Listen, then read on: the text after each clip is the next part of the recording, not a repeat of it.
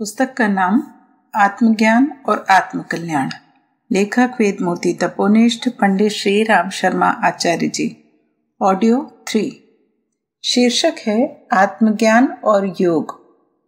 यद्यपि योग एक बड़ा गूढ़ और कठिन विषय माना जाता है, पर जैसा गीता में कहा गया है, आत्मज्ञान प्राप्त करने के सभी साधन योग से संबंध रखते हैं और इस दृष्टि से प्रत्येक सच्चा आत्मज्ञानी योगी भी कहा जाएगा। इसलिए आत्मज्ञान के इच्छुक को योग मार्ग का परिचय होना आवश्यक है और उसमें से अपने अनुकूल विधियों से लाभ भी उठाना उचित है। मानवीय चेतना सापेक्ष चेतना है। इसकी सापेक्षता को विनष्ट कर देना ही सारे योगों का एकमात्र लक्ष्य है।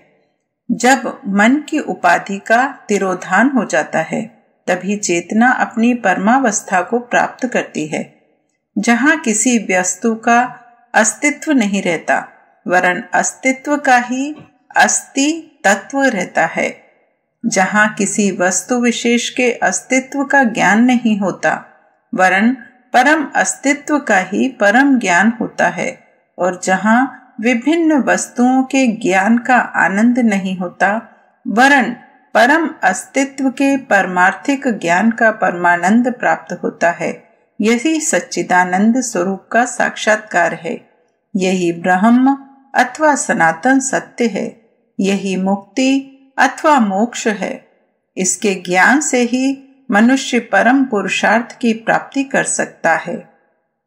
तमे विदित्वाति मृत्युमेति नान्या पंथ्या विद्यते यनाय। उसको जान लेने से ही मनुष्य मृत्यु का अतिक्रमण करता है। अन्य कोई दूसरा मार्ग नहीं है। इस परमार्थिक स्थिति को प्राप्त करने के लिए मुमुक्ष मनुष्य नाना मार्गों को ग्रहण करते हैं और हर एक मार्ग को योग कहकर पुकारते हैं। योग वह प्रक्रिया है जिससे जीवन अपने अविद्या जनित उपाधियों से विमुक्त होकर अपने सच्चिदानंद स्वरूप का ज्ञान पा सके। ब्रह्म से तादात्म्य संबंध स्थापित करना ही योग है। चित्त की वृत्तियों का निरोध करना योग है। प्रेम स्वरूप परमात्मा की अवस्थिति का कण कण में भान करना योग है। निमित्त रूपम से सहजावस्था में संस्थित होकर अखिल विश्व के कल्याणार्थ ब्रह्म कर्म में संलग्न रहना योग है, तथा साथ ही वे सारी प्रक्रियाएं एवं साधनाएं भी योग हैं जो इस लक्ष्य की ओर, यथार्थ लक्ष्य तो एक ही, परंतु उससे विभिन्न दृष्टिकोणों से देखने पर विभिन्न प्रकार के जान पड़ते हैं, हमें प्रवृत्त करती हैं। इस प्रकार मुख्यतः 4 योग माने जाते हैं: ज्ञान योग, कर्म योग, राजयोग और भक्ति योग। मनुष्य के संस्कार एवं कर्मगत अपनी अपनी प्रकृति के अनुसार उसके साधना मार्गों में भी बाह्यत विभेद भी है। ये विभेद व्यक्ति व्यक्ति की मानसिक विभिन्नता के कारण ही है। योगों की इन बाह्य विभिन्नताओं के आधार पर आध्यात्मिक अनुभवों की भी विभिन्नता पाई जाती है, परंतु इस बात पर ध्यान देना अनिवार्य है कि योग की वास्तविक प्रगति सर्वांगीण प्रगति ही है। किसी एक योग विशेष में उन्नति होने का अर्थ है योगों में समान रूप से उन्नति को प्राप्त करना। अतः यद्यपि बाह्य अनुभवों की अभिव्यक्ति में विभिन्नताएं रहती हैं, यहाँ पर उन्हीं अनुभवों का विशेष वर्णन किया जा रहा है जो आध्यात्मिक उन्नति के लिए अनिवार्य है।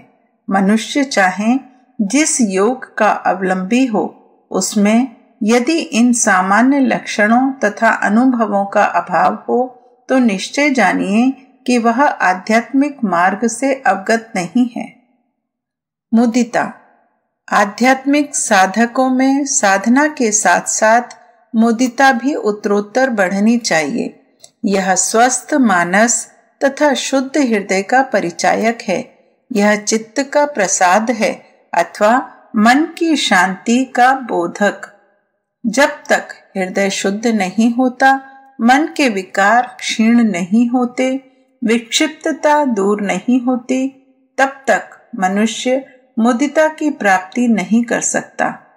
मुदिता एक निश्चित लक्षण है जिससे हम जान सकते हैं कि साधक अपनी साधना में सफलता को प्राप्त कर रहा है।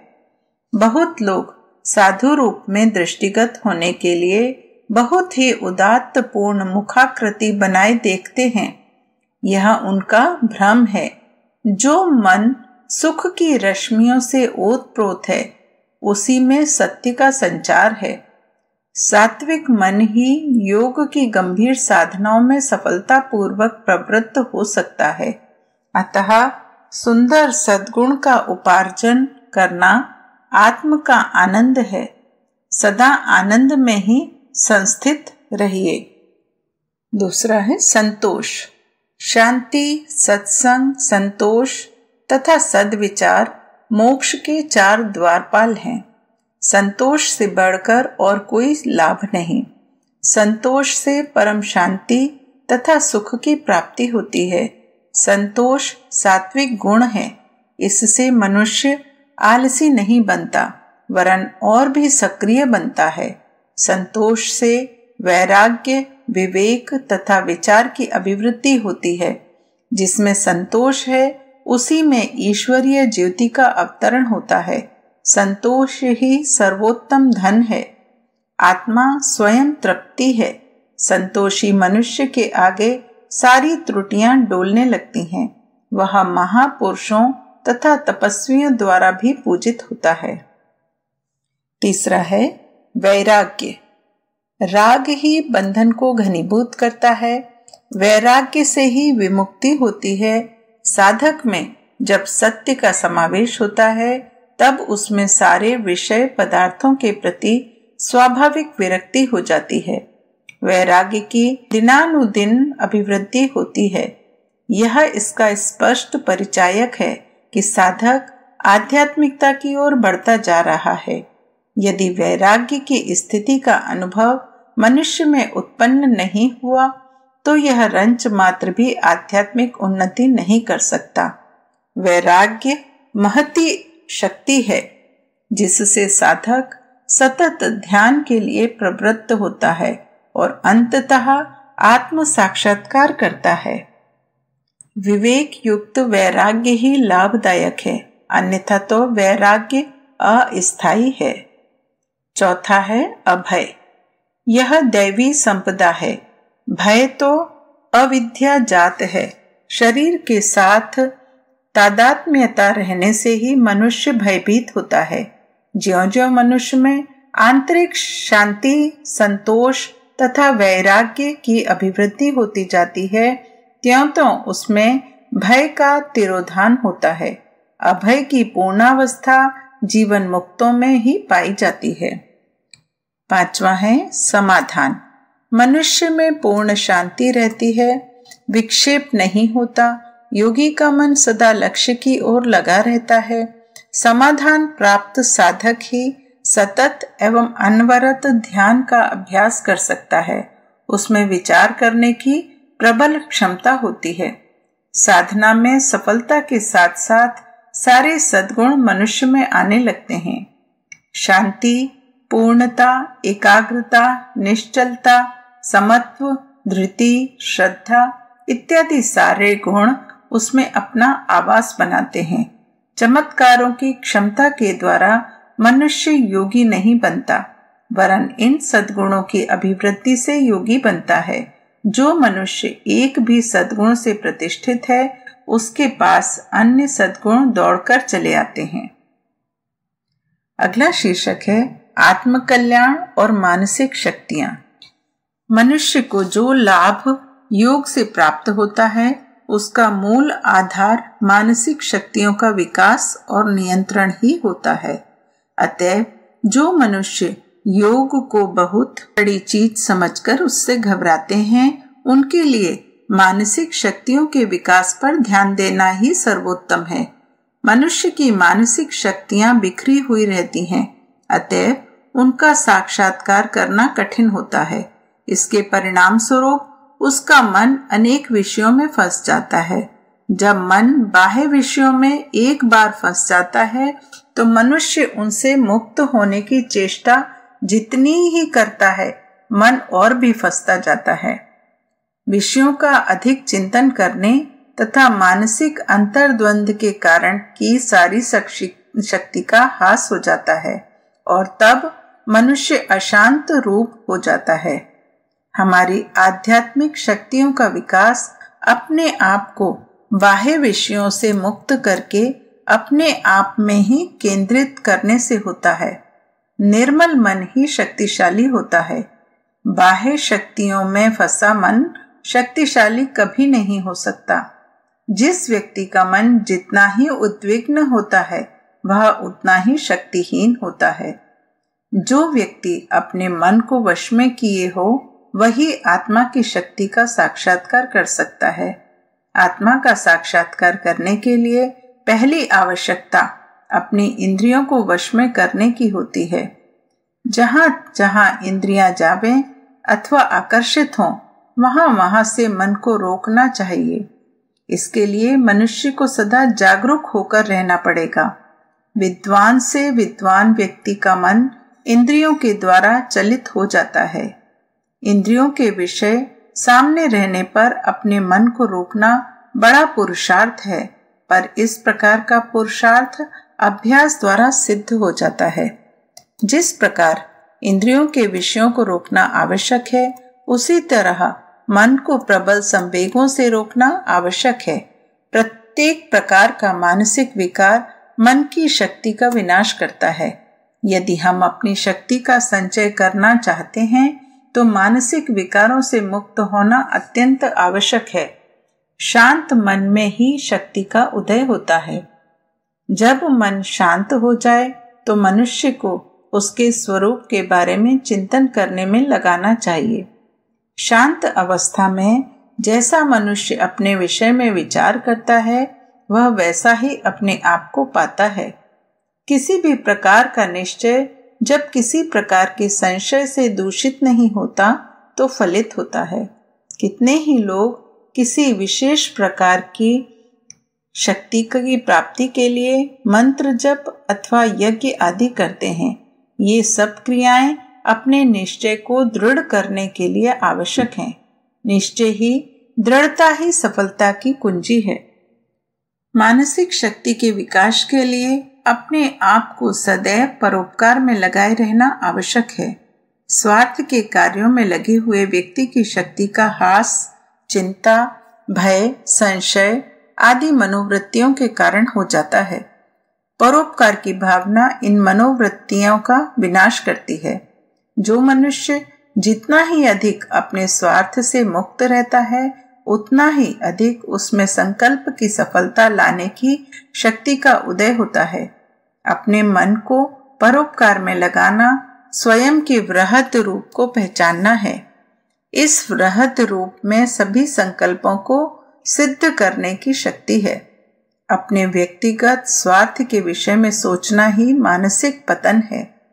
मानसिक शक्तियों का विकास प्रतिकूल परिस्थितियों से लड़ने से भी होता है। जो व्यक्ति जितना ही अधिक किसी सिद्धांत के लिए प्रतिकूल परिस्थितियों का सामना करता है वह उतना ही अधिक अपने मन को दृढ़ बनाता है। मानसिक दृढ़ता आत्मज्ञान प्राप्त करने के लिए परम आवश्यक है। जो व्यक्ति प्रतिकूल परिस्थितियों से डर जाता है उसे कहीं चैन नहीं मिलता। बहुत सी चिंताएं कल्पित होती हैं। इनकी भयानकता मन की दुर्बलता के कारण बढ़ जाती है। डरपोक को छाया भूत के रूप में दिखाई देती है। यदि ऐसा मनुष्य साहस कर उस छाया के पास जाए तो भूत का डर मिट जाता है। अपनी आध्यात्मिक शक्तियों को विकसित करने के लिए सच्चा व्यवहार व विचार रखना परम आवश्यक है। जो व्यक्ति जितना ही अधिक सांसारिक व्यवहारों में कुशल होता है वह उतना ही आध्यात्मिक ज्ञान के लिए अनुपयुक्त होता है। ऐसे व्यक्ति का मन सदा संशय युक्त होता है। वह ना किसी दूसरे व्यक्ति की बातों पर विश्वास करता है और ना स्वयं पर। यदि ऐसे व्यक्ति के मन में कोई भला विचार आ जाए तो उसके फलित होने में उसे विश्वास नहीं होता। संशय युक्त मन रहने के कारण ऐसा व्यक्ति अपने सभी मित्रों को खो देता है। उसे संसार शत्रुओं से भरा दिख पड़ता है। वह जैसे वह दूसरे लोगों को धोखा देता है, वैसा ही वह जानता है कि दूसरे लोग भी उसे धोखा देंगे। वह कुचिंतन में भी अपना समय व्यतीत करता है और वह दुख में डूब जाता है। मानसिक शक्तियों के विकास के लिए भोले स्वभाव का होना ही श्रेयस्कर है। अंग्रेजी में कहावत है कि शैतान गधा होता है। यह कहावत चतुर लोगों की मूर्खता को प्रदर्शित करती है। जो मनुष्य बाहर भीतर एक रूप रहता है, वास्तव में वही अपने स्वरूप को पहचानता है। यदि मनुष्य अपने विचारों और व्यवहार में सत्यता ले आवे तो उसका आचार अपने आप ही उच्च कोटि का हो जावे। जो व्यक्ति अपने किसी प्रकार के दोष को छिपाने की चेष्टा नहीं करता, उसके चरित्र में कोई दोष भी नहीं रहता। पुराने पापों के परिणाम भी सच्चाई की मनोवृत्ति के उदय होने पर नष्ट हो जाते हैं। ढका हुआ पाप लगता है, खुला पाप मनुष्य को नहीं लगता। जो स्वयं के प्रति जितना अधिक सोचता है, वह उतना ही अधिक अपने आप को पुण्यात्मा बनाता है। ऐसा ही व्यक्ति दूसरी आध्यात्मिक शक्तियों को प्राप्त करता है।